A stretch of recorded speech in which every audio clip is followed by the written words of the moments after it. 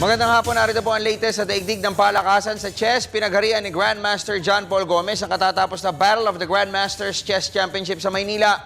Kahapon ay nauwi sa fighting draw ang laban ni Gomez kontra FIDE Master Roderick Navas sa 13th and final round upang makasalo niya sa ibabaw ng final standings ng men's division si fellow Grandmaster Oliver Barbosa sa kanilang identical scores na 30 points. Pero nang ipatupad po ang tiebreaker ay kay Gomez ibinigay ang titulo.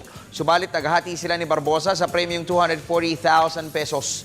Samantala, runaway winner naman sa distaff side si Women International Master-elect Janelle May Freyna. Tinalo ni Freyna si Ina Sofia Canape sa 13th and final round upang makakolekta siya ng kabuang 34.5 points. 7 kalahating punto sa unahan ni eventual runner-up Jean Karen Enriquez. Lipat po tayo sa boxing dahil sa tindi ng tinatanggap na mga suntok, isa-isa nang naglalayasan ang mga sparmates ni Manny Pacquiao. Sa katunayan, may karatula na pong, Kirby, baka gusto mo, may karatula na pong wanted sparmate na nakalagay ngayon sa harap ng training camp ni Pacman sa Wildcard Gym sa Jensan. Pero ni isa, pahong nangangahas na mag-apply. May report si Miss Keisha Halili. Isa-isa na sumusuko ang mga sparring partners ni Manny Pacquiao. Una nag-atsabalutan si Pinoy middleweight prospect Marlon Alta, bagay na kinumpirma na matalik na kaibigan ni Pacman na si Jerry Peñalosa. Matapos lamang ang 3 sparring sessions kasalo si Pacquiao, ay umayaw na si Alta dahil hindi na umano nito kayang tanggapin ang mga suntok na pinapakawalan ng Pinoy hard hitter. Yung isa, hindi na pwede yun dahil medyo natakot na eh.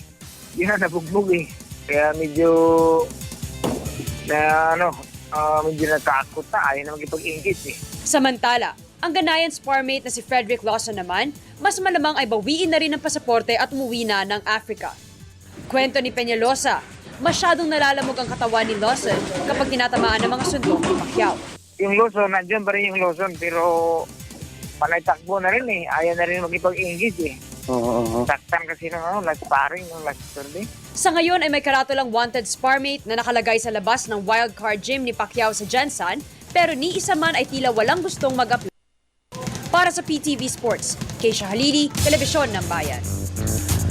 Sa basketball, patuloy po na umiigting ang girian ni Alaska Aces forward Calvin Abueva at Petron Blaze Booster center Junmar Fajardo. Sa labanan po yan para sa PBA Rookie of the Year Award. Kung namayagpag po si Abueva sa nakalipas na PBA All-Filipino Cup at Commissioner's Cup, tunay po na nasa pawa naman siya ni Fajardo ngayong Governor's Cup. Narito ang report ni Ms. Ria Arevalo. May malaking banta sa asam ni Alaska Aces forward Calvin Abueva na makakopo ng Rookie of the Year honors ngayong PBA season.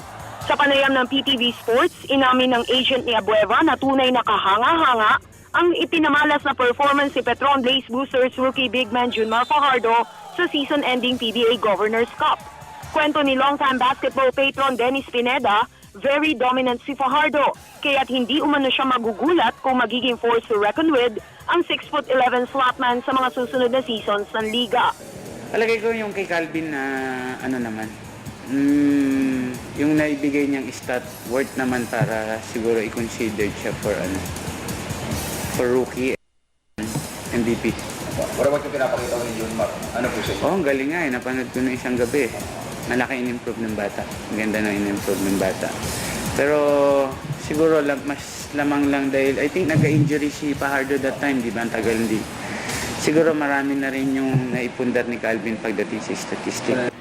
Aminado rin si Pineda na maaaring madehado si Abueva sa boto ng media at fellow PBA players kahit pa ang tinaguriang The Beast ang namuno sa title conquest ng Alaska sa nakalipas na Commissioner's Cup. Factor din yata yung boto ng mga players. Pero kung sa performance naman siguro yung dalawang bata hindi naman siguro mahuhuli. It's up to the media, it's up to the players kung they're going to consider yung statistic ng mga bata. Samantala, inalam rin namin ang pulso ng mga ordinary fans at karamihan sa kanila ay hati ang pananaw sa girian ni Abueva at Fajardo sa Rookie of the Year race. Tingin ko maging Rookie of the Year si Fajardo kasi malakas yung dumipinsa at saka sa ilalim. Deserving si Abueva ng Alaska kasi lahat may opensa na nakikita at saka mas aggressive siya talaga maglaro. kumpara kay Fajardo. Tsaka consistent siya eh. Ang tingin ko mas okay si Mr. Fajardo po. Dahil medyo malinis maglaro. Para sa akin si Fajardo. Maganda kasi ang nilalaro niya. Tapos maganda yung rapport, I think, sa teammates. Yun, maasahan. Bukod kay Abueva, hawak rin ni Pineda ang iba pa mga top-notch cagers sa bansa, tulad ni na Petron star forward Arwin Santos at amateur standouts Ian Sanggalang at Ronald Pascual. Para sa PTV Sports 3, Arevalo, Telebisyon ng Bayan. At malalaman nun natin kung sino ang Rookie of the Year at MVP sa Game 4 sa Game 2 ng PBA Finals. At yan po ay sa linggo.